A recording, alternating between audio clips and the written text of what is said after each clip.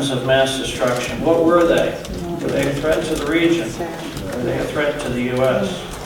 And did the withdrawal of forces under President Barack Obama create a political vacuum which has allowed ISIS to seize cities and territories in Iraq and Syria? That's the past. But now, where do we go from here? Does the U.S. reintroduce troops into the region? I'm told we have 3,000 there now and growing.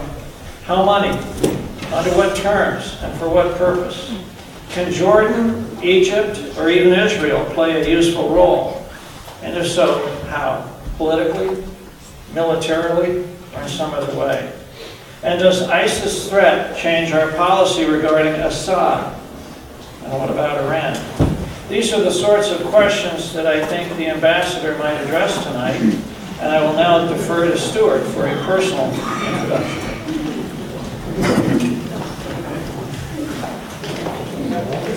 It's a great personal honor to welcome Yasseen, whom I've known for now about 20 years.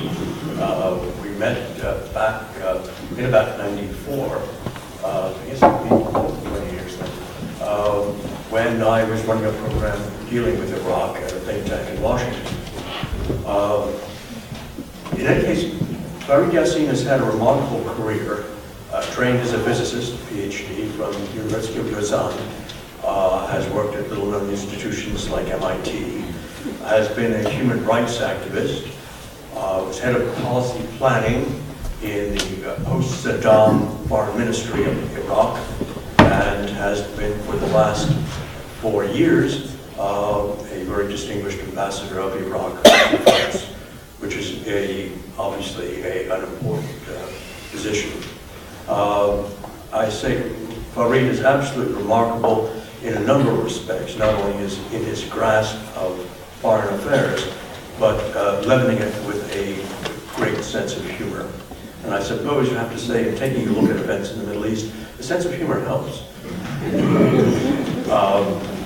I'm not going to say any more, except I will mention one thing, that as many of you know, this event is co-sponsored by the Southeast Connecticut World Affairs Council, and I'll ask Milt Walters to just stand up, make himself known, and anyone who is interested to please talk to Milt.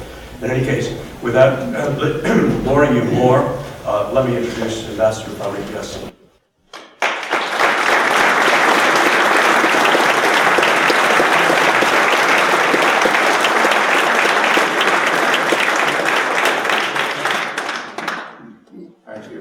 Thank you for this warm welcome. Thank you for being here. I thank the organizers for giving me this opportunity. I thank the Congressman for introducing me some water. Introducing me, and actually spelling out the really important questions, some of which I've been grappling with for the last 20-some years, as Stuart very well knows. And I want to say a few words about Stuart himself. I've known, like he said, Stuart since the mid-1990s. I think we met at a time when we brought in someone who was a real hero to me. He's an Iraqi scientist who spent 11 years in the infamous Abu Ghraib prison because he would not work on nuclear weapons. And he miraculously escaped during the bombing of Baghdad in 1991 and went to Iran. And then from there, and I have to say that the Iranians had to treat him with kid gloves because he came from a very famous and prominent clerical Shia family. So it's like nobility to them. They had to treat him with respect. So he had been documenting what Saddam was doing in the marshes in the early 90s, drying them up, which the UN Commissioner on Human Rights in Iraq, a former Dutch foreign minister, called the environmental crime of the century. So I brought him over to Washington. And it's around that time that we met. Much later, Stuart came to Baghdad in, I think, 2004. to become the advisor of the Ministry of Science and Technology. I have to say that at the time, not all American officials working in the Coalition Provisional Authority I would have hired. Okay. I'm actually being here. But actually, Stuart did his utmost to right the reputation of the United States in the Ministry of Science and Technology, and you can call the minister at the time and he will confirm what I said.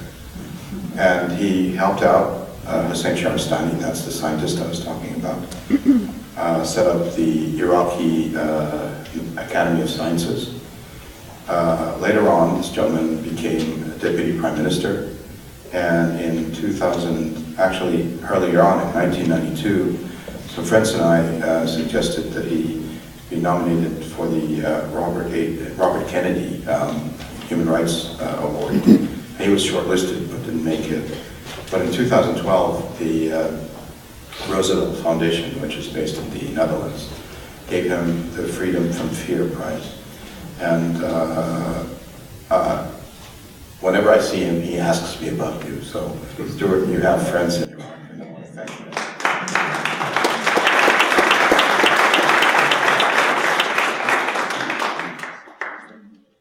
If there are any amongst you that have served in Iraq, I want to thank you.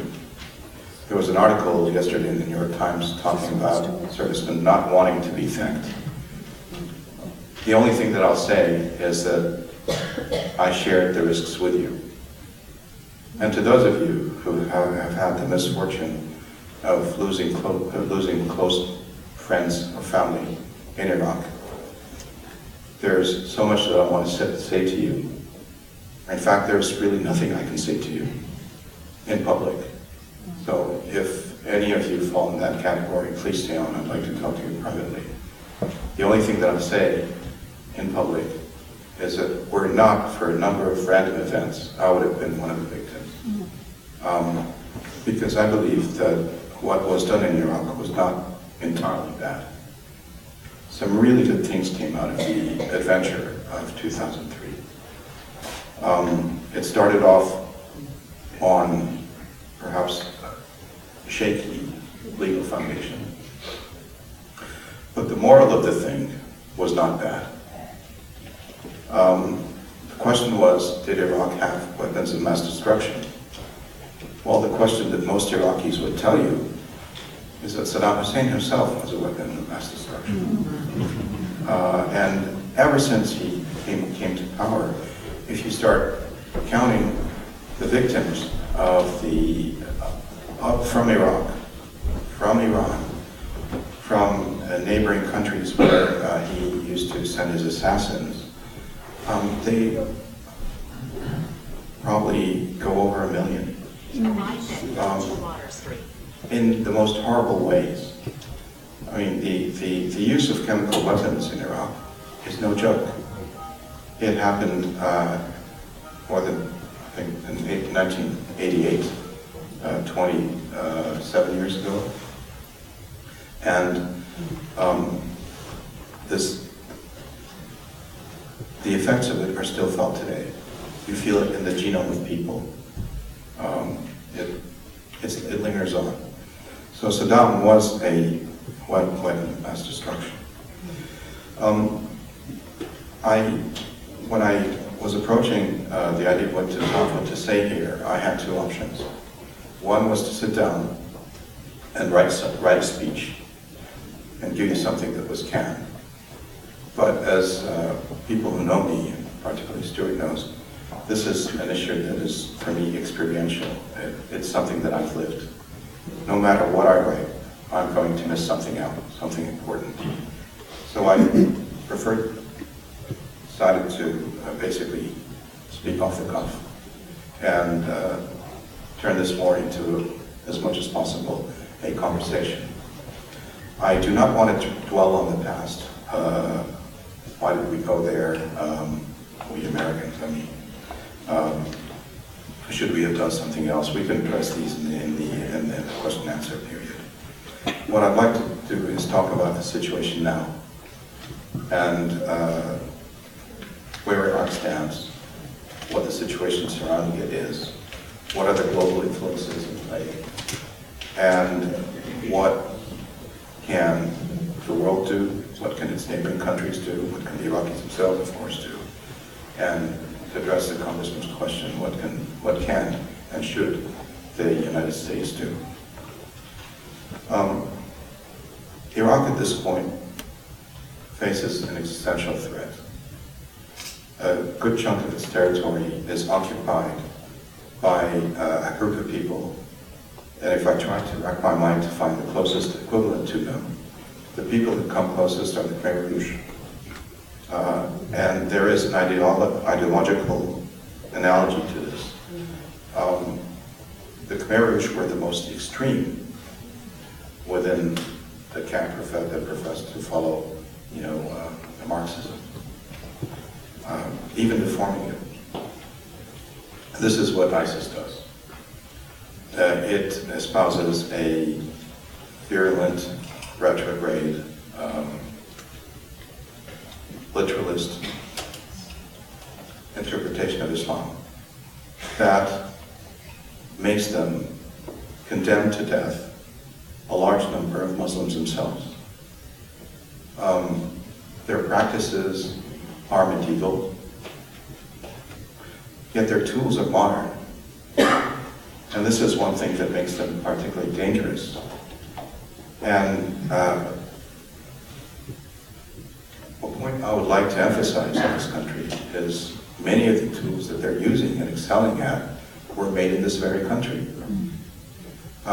People always talk about cyber warfare when discussing defense now, and in the back of their minds is the protection of infrastructure, networks, and protecting proprietary data, WikiLeaks, Snowden. But in fact, ISIS has managed to turn benign tools, useful tools that were used to good effect to promote ideas like democracy and sharing and openness and transparency in many parts of the world, into weapons of mass destruction.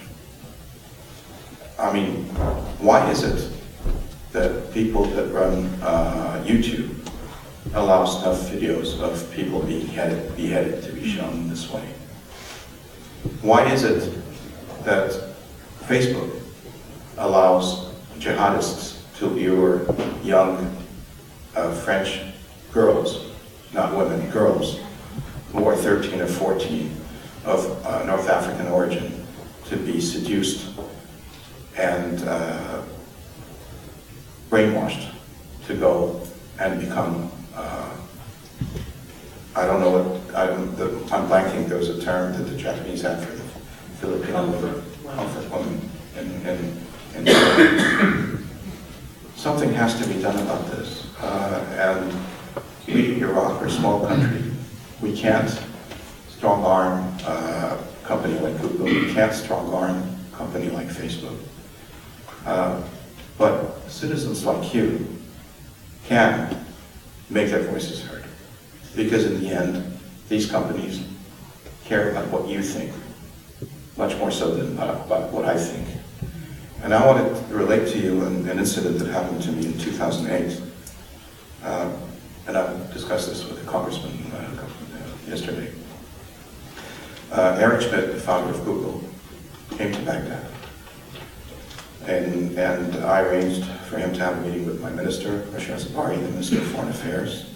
Meeting went extremely well.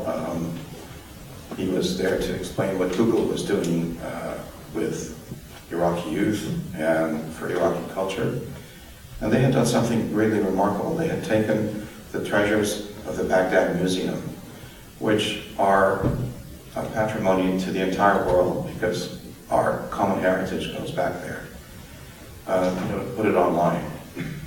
And I asked him whether they could take the information available on Google Maps over Baghdad and to coarsen it so that it cannot be used for targeting And his answer to me was that he had a fiduciary responsibility to the freedom of information. Well, some of my friends could have died because of that. And I think this attitude needs to be looked at again.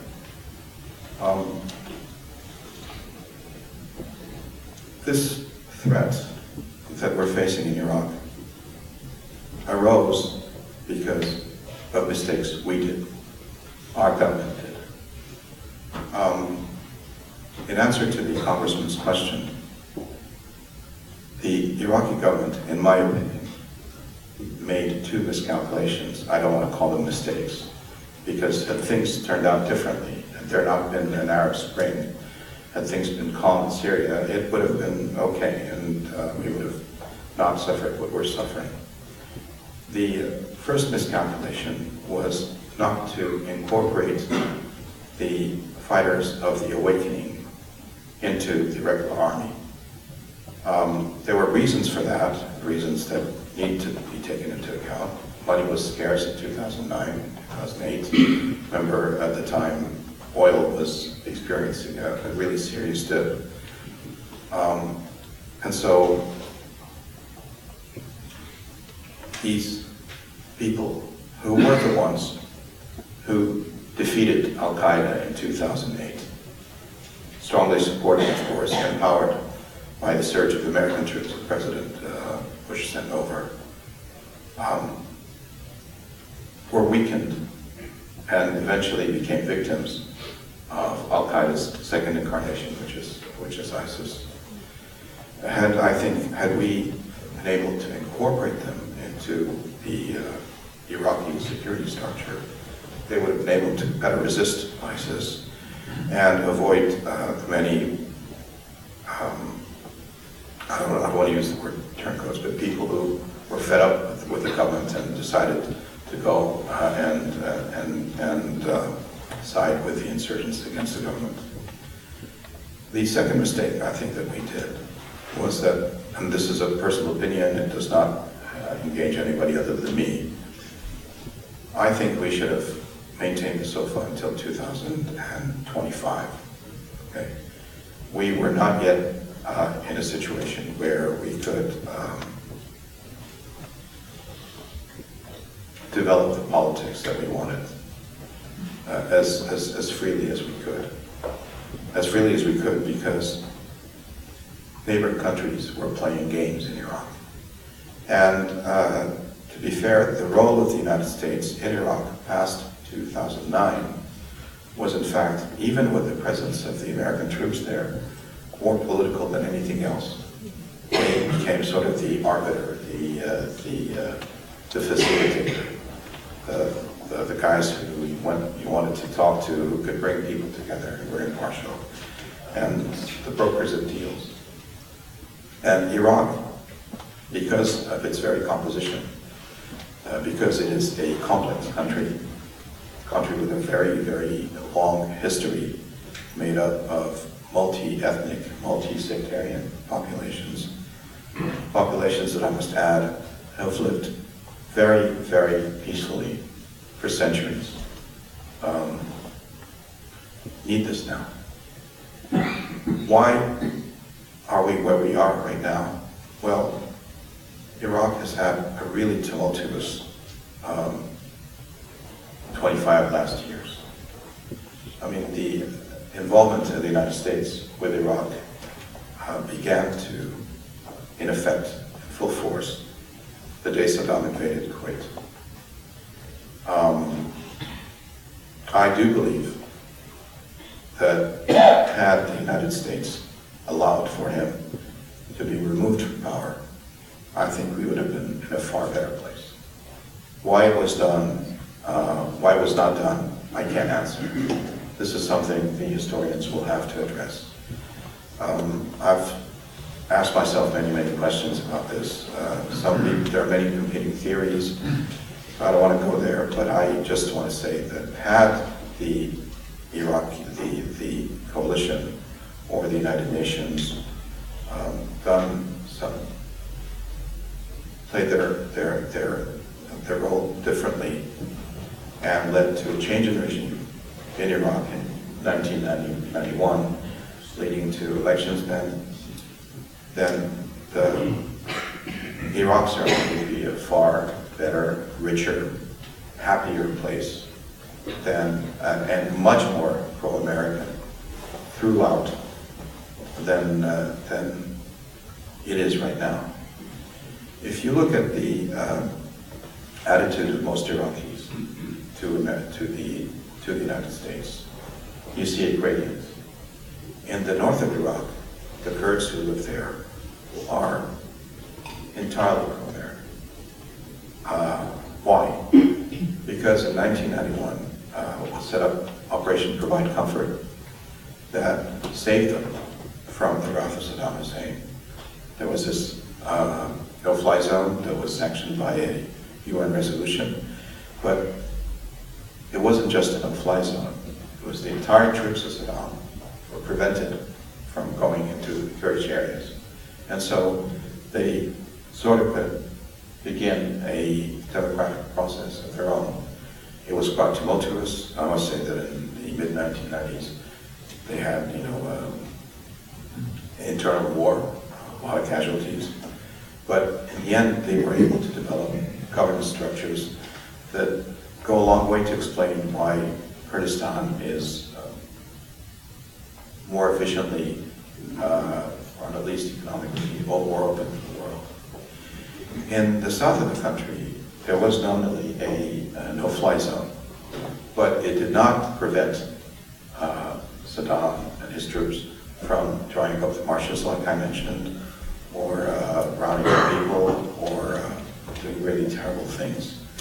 And in reaction, the poor Iraqi layman who was down there, who would see the forces of the government do terrible things, yet he sees American planes flying overhead, all powerful, yet letting them do what these guys do, what they were doing, would come to the conclusion that, well, they must be acquiescing to this. And you still see that today. People in Basra would say, well, if the Americans wanted to help us, they would have done so in 1991. Things are changing somewhat because of economic development. Iraq was able, despite all the tumult that we've had, to begin developing its oil infrastructure. In 2012, the International Energy Agency predicted that by 2020, 1 out of every 2 new barrels of oil on the international market would come from Iraq. They're talking about traditional oil, not talking about shale oil. That's a different story. In Iraq, we have a political process that is becoming quite mature. We have had since 2004 a series of democratic elections. So much so now that elections are part of the fabric of the political process. It is unthinkable, it is really unthinkable to all Iraqis that we will not have elections in the future. And I think that is not a minor thing. Election campaigns in Iraq are extremely vigorous. Maybe not as vigorous as the ones you have sometimes in the United States, nor as well funded. but at the very least they're contradictory, and there is a real choice. I remember in 2011, I was participating in a panel on the Arab Spring, and there was a candidate from Tunisia, and he was saying that for the first time in the Arab world, I don't know who the next Prime Minister of Tunisia is going to be. And I remember the conversation I had with someone I will mention a little later, a common friend of Stuart's and mine, Dr. Zohair Hamadi, and Washington Post columnist David Ignatius, where I told him, look, we're having elections. I don't know who the next Prime Minister of Iraq is going to be, and nobody does. Eventually, they kept the same Prime Minister as before. But in the end, we've had transitions from from 4 different prime ministers, one to the other, in a reasonably peaceful manner, which is a new thing for Iraq. So the politics is in better shape than it used to be. The economy is in better shape than it used to be. The security situation is not because of ISIS. Yet, there is a silver lining to that threat, which, like I said, is really existential, because ISIS occupies the Iraqi heartland. It severs the north from the south. And it is doing really terrible things in that part of the world. They're enslaving people. They're destroying our cultural heritage, which is in fact your cultural heritage. For the first time in millennia, there are no Christians in Mosul.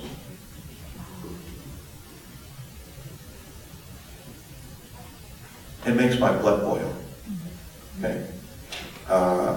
I don't carry my religion on my sleeve, but I'll talk about it because it serves my purpose here. I grew up in a Muslim household, but my parents, when I was a child, sent me to a Jewish school, and then to a school that was founded by American Jesuits.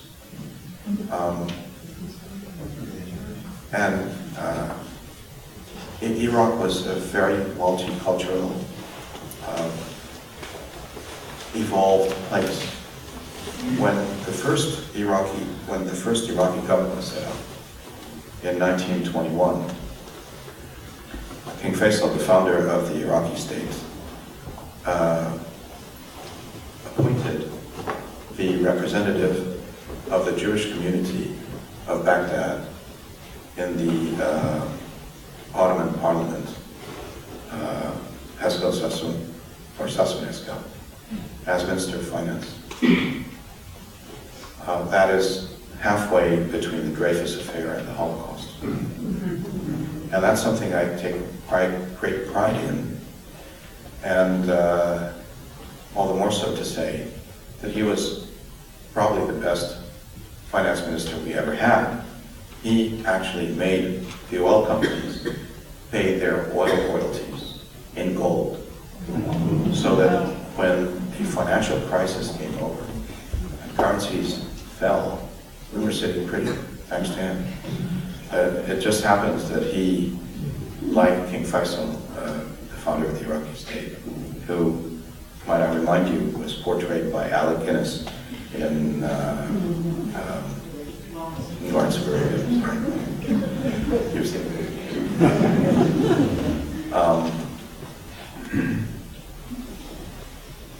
Both died in 1933, way too soon.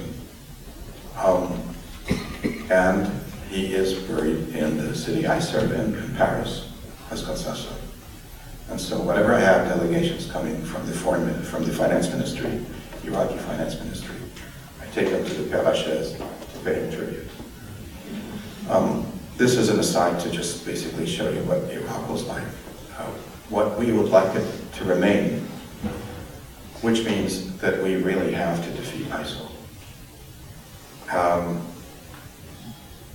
And this threat, the threat of ISIL, is nothing really new. They're a harsher version of Al-Qaeda, whom we defeated thanks to the surge and thanks to the awakenings in 2006 to 2008. But it's not going to be easy. ISIL is a learning organization. They learn from their past mistakes. I'll give you an example. One of the things that drove a wedge between the local inhabitants of Anbar province and the Al-Qaeda fighters, who mostly were foreigners, was the fact that the Al-Qaeda people would go and ask normal fathers for their daughters in marriage for the fighters of Al-Qaeda. And very often they were just children, and no father would accept that. And that contributed greatly to turning the tide. ISIL is behaving differently. In northern Iraq, in Mosul, for example, what they did is that they enslaved the women of a defenseless population. They killed the women of the Yazidis, and they sold the women as slaves. And then they went and they're recruiting young, like the girls I talked about in Europe, young girls who were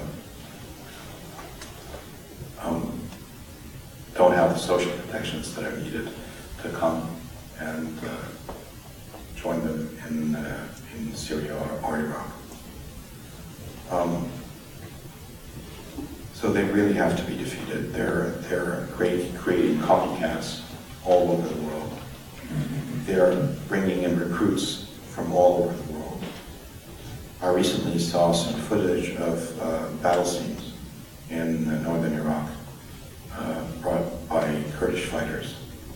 And the prisoners that they captured from ISIL and those that were killed looked like the United Nations. You had people who were blonde and blue-eyed, and you had people who looked as Asian as possible. So they really have to be defeated. And I think the way to defeat them is very much along the lines of what was done previously. Iraqis will do the job, but we will need the support of not only the United States, but the whole international community. And not only militarily, that is happening. France, for example, has sent about 250 soldiers to train Iraqi forces. The United States has about 3,000. New Zealand's sending about 100. I don't know what the UK is doing, maybe about the same number. So there is, Arabs are joining in. The Jordanians, as we know, are very incensed about what happened to their pilots. But this is not enough. If in doing a military thing, we'll be just dealing with a symptom. We need to go for the root cause. We need to go for the empowering agents, the money, the ideological support, the messaging, the religious support. And this is something that has to be done primarily by Muslim communities. I think President Obama talked about that in his speech a few days ago, and I can only concur. What I will say, though, is that with regard to Iraq, I have no doubt in my mind that ISIL will be a sad and very costly parenthesis. They will be defeated. And what will help them be defeated is their actions themselves. There is a great observation by that great American thinker, George Kennan, talking about communism. He said that it bore in itself the seeds of its own destruction. Well, the behavior of ISIL itself bears the seeds of its own destruction. An example of that is their treatment of that poor, brave, honorable Jordanian pilot. It's heart-wrenching to. I didn't watch the movie of his burning, but the bits that I saw of it, he was standing still, trying to resist, upright, being burned, and then he collapses. And if you look at Jordan and the armed forces in Jordan, the bulk of them are people from Arab tribes. There is a sense of kinship amongst them, a sense of brotherhood, and they will want their revenge. So what ISIL is doing is encouraging people, pushing people to fight them, and we will fight them. primarily Iraqis, like I said, but with the support of the international community. But Iraq is not alone in the region with having problems. Syria next door is having terrible problems. And ISIL was born there, actually grew up there. I think it was born in the prisons of Iraq, in Buqa and in Abu Ghraib. And the conflict in Syria allowed them the opportunity to grow, acquire resources through unfortunate policies that were adopted by the Western world to help the insurgency in Syria, allowing them to sell oil in order, for example, to pay the salaries of the teachers and the doctors that served in rebel-occupied territory. The problem is that in such situations, it is the most extreme, the harshest, to take over. And the process of selling that oil became controlled entirely by people close or similar or isolate themselves. So, in the end, I think Iraq is going to be resolved in a way that will get rid of ISIL, such that ISIL will no longer be a strategic threat to Iraq in not too long. Syria will be a more difficult case. In both cases, the involvement of the United States will be necessary. How, I do not know. But I think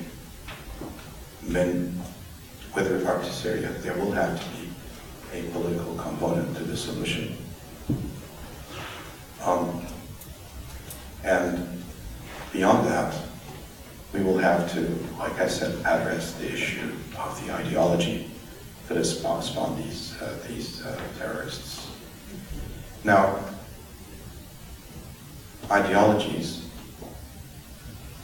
don't have an effect unless there are reasons, causes that force people to look to them. And I think we will also have to look at these reasons and causes. The disempowerment of youth in many parts of the Arab world, Muslim world, even in Europe and the United States.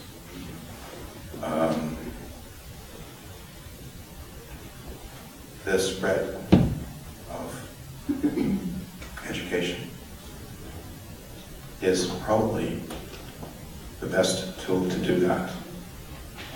And that allows me to go and segue into my final point. We have had two agreements with the United States. One, which was covering the presence of American troops in Iraq, that ended in 2011, that ought to have been extended. It wasn't for reasons that we could go into if you want the question and answer.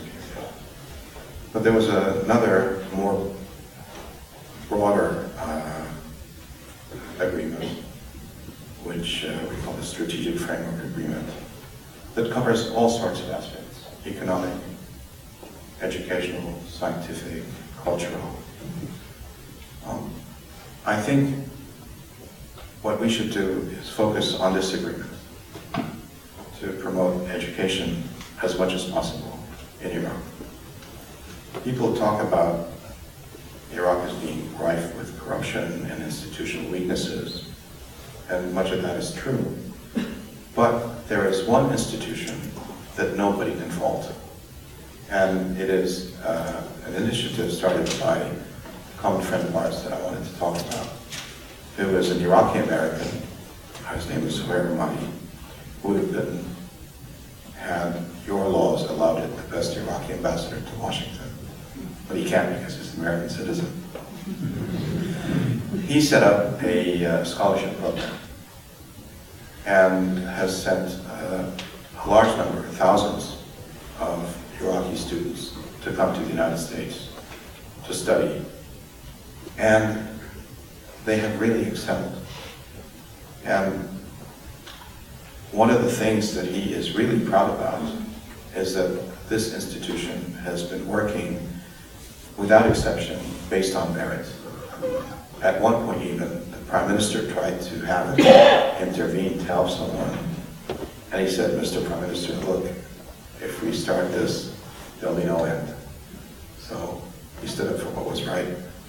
And at this time, we have thousands of Iraqi students acquiring American knowledge to go and do what needs to be done to rebuild the country. I will close with the name of one woman who actually exemplifies this. Her name is Zaha Hadid. She is a leading architect, winner of the Pritzker Prize. I don't know her very well, I met her a couple of times, but her father and my father were friends. And she went to the American Girls High School in Baghdad, and then went to study mathematics at the American University of Beirut, and then went to study architecture in the UK. And now she is, I think, the biggest name in architecture. So give us the knowledge and we'll do wonders. And I will close there. Thank you for your attention.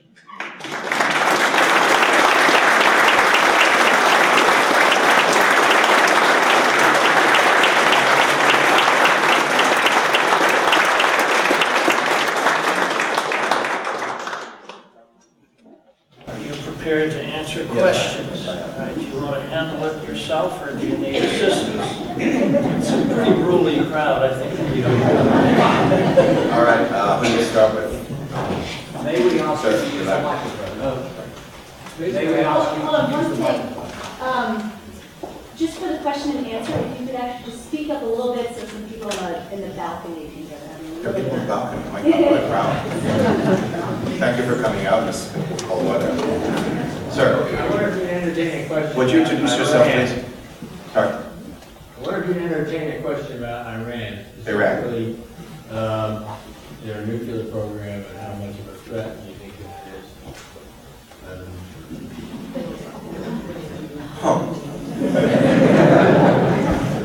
Very easy question. Do you want to repeat the question? The question was Iran, its nuclear program, and wanted comments on that. Iran is our neighbor. We share over 1,000 kilometers of border with it.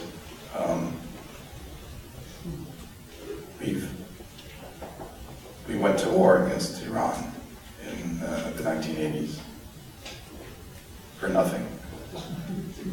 We're not going to do that again. Iran shares a lot of common cultural heritage aspects with us. The food, the religion, not the language. It's important. And we are Iraqis in a situation where, to paraphrase someone, have to be on really good relationships with both the axis of evil and the great Satan.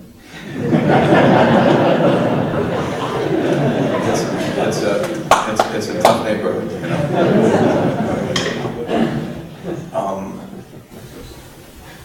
We engaged the Iranians. In fact, we also engaged the Americans, and at one point, we were the only ones who could get the Americans and the Iranians to sit in the same room. And actually, I was there. So 2007, I think. I do hope that an agreement on the Iranian nuclear issue will be resolved, will be reached. I think the Iranians needs it. Iranians need it. I think the world needs it.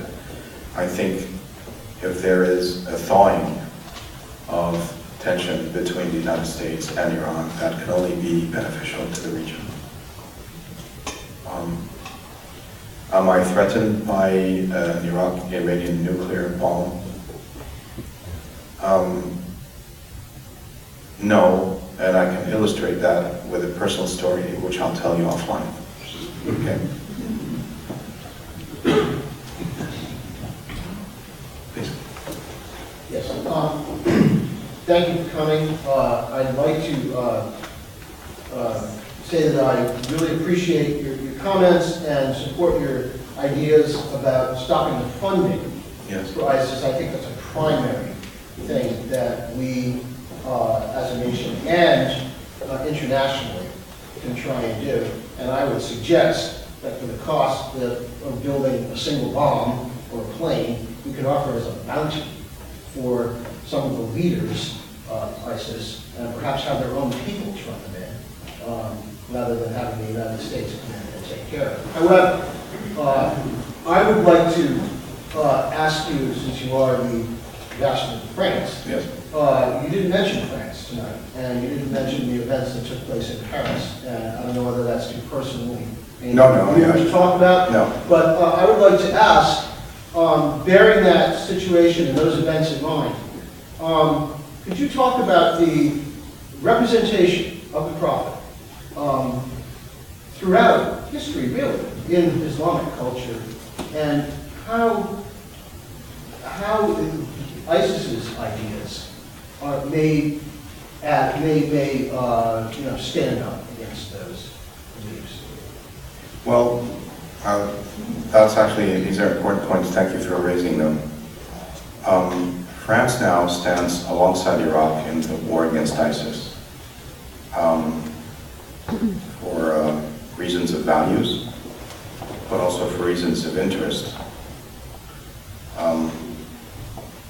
You recall several months ago, there was an incident where somebody shot at the Holocaust Museum in Brussels. Well, the perpetrator was captured by French customs officers. Out of luck, okay? They found the machine gun that he had used. They published his picture. French hostages in Syria remembered him as someone who had, in fact, interrogated them. Right now, there are over 1,000 Frenchmen on the path between Syria and Iraq, some of them doing really terrible things. And the French are concerned with what would happen if they would return, but also by having copycat activists do also things like that.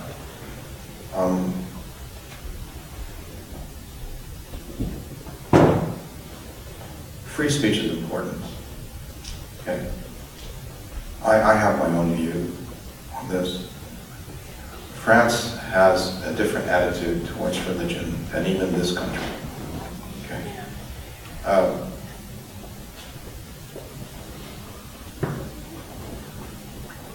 When the big parade, the big demonstration in support of France took place on January 11th, I think, our Minister of Foreign Affairs was supposed to come. He eventually couldn't I think he was sick. But I had prepared talking points for him, which is that if he were to be asked whether he was Charlie, which was the slogan in France, I, as a Muslim, cannot say that I am Charlie. Because Charlie, that magazine, makes a point of mocking things that are held very deeply by a large number of people, and not only Muslims, Catholics, Jews. They make a point of mocking the sacred.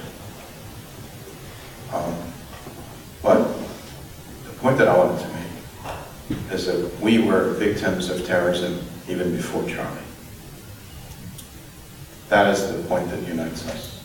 we're against terrorism.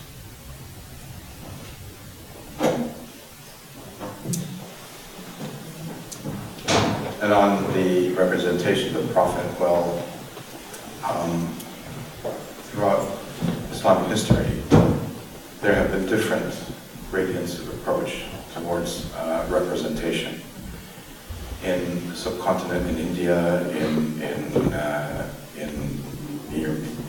Iran, in Turkey, there were representations of the Prophet, but none that were mocking. But ISIL is the ideology that ISIL draws its roots from is really as extreme as somebody wrote an article recently, I don't remember his name, saying that there are the equivalents of, Jim Jones from Guyana or David Koresh. And they're really, really extreme, and what I really can't understand why is, what is it that's empowering so many people to join them? I mean, that's what we need to fight.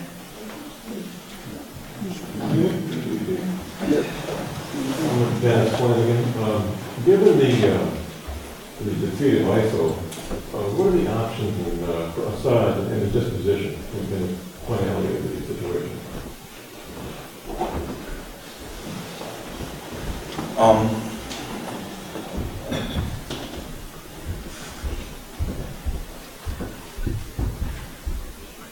My opinion, there's nothing worse than ISIL. Assad has done terrible things. He is the current president in Syria. In 2009, the Iraqi Foreign Ministry was blown up. I actually survived this because I was late by half an hour. 40 people died.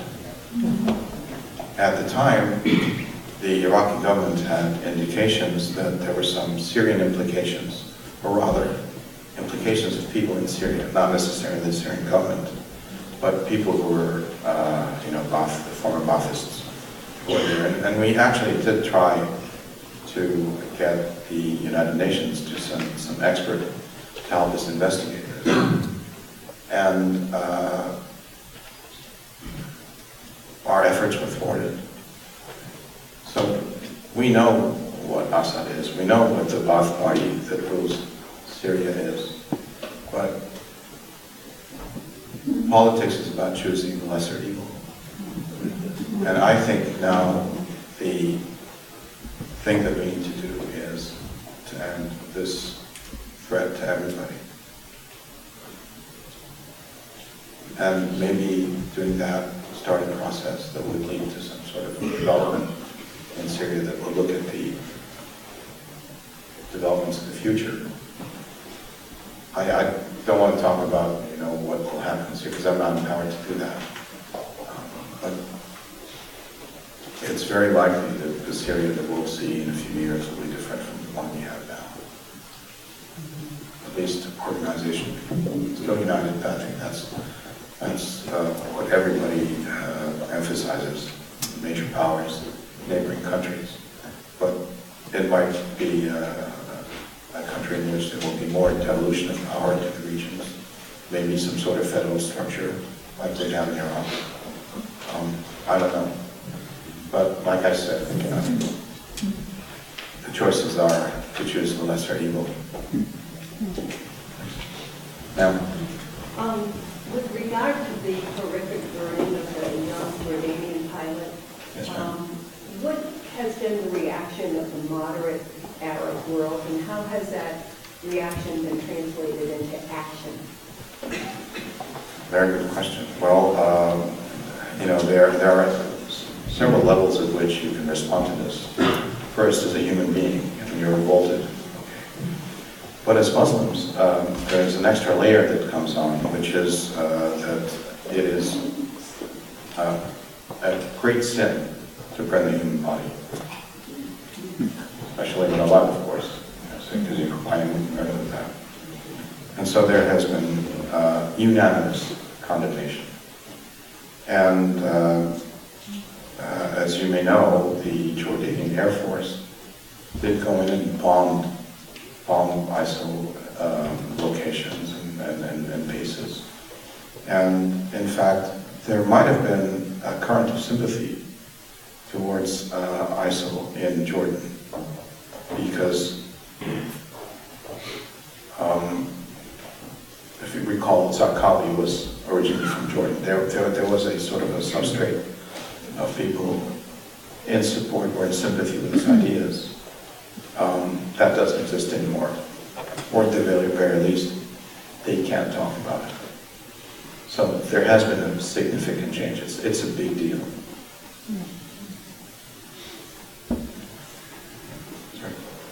I think America's trepidation with ISIL is that maybe with a group of countries assembling together to defeat ISIL, there's still Boko Haram, there's Al-Shabaab, there's Al-Qaeda. What prevents the next group to come along with the same type of behavior?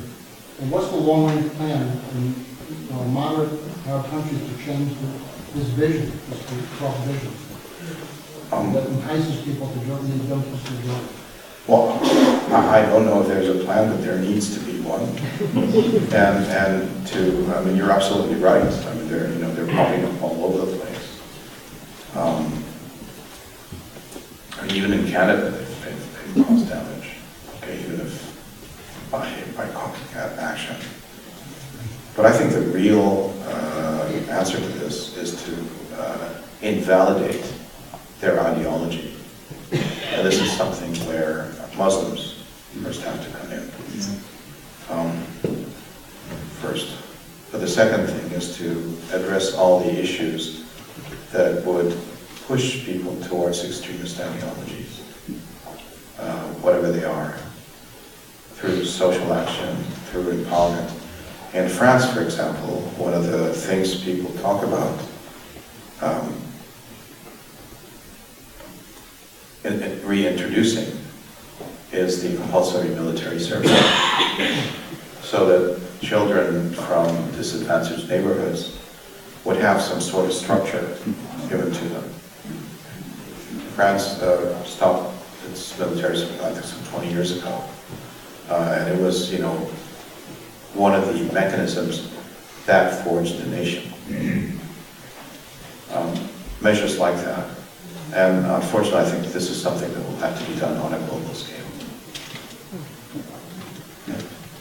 I think we're kind of what I envision, as good as this session is, and I think it's excellent. We're speaking up here in theories and ideas and ideologies and speculating about what we think should happen here and there. But down at the lower level, we have so many innocent people, all of these refugees. I mean, how do we deal with that? Because you can talk about this forever. God bless you for raising it. I should have talked about that. Protect them. We have over 1.6 million, I might be wrong with the number, but not on the order of magnitude, a huge number of refugees from Syria and Iraq. We have a large number of displaced people. We will have to help them rebuild their lives. And in fact, my prime minister spoke about that. As you know, in September, the French held a conference in support of Iraq. And at that conference, the French president talked about the setting up of an international fund to help rebuild the regions occupied by ISIL. But I can tell you that it was my prime minister's idea. Because they're even blowing up sports stadium,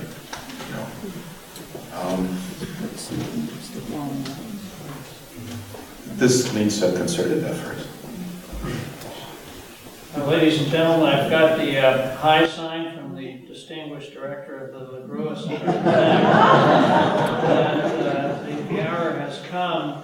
Mr. Ambassador, thank you so much for sharing your thoughts. And if,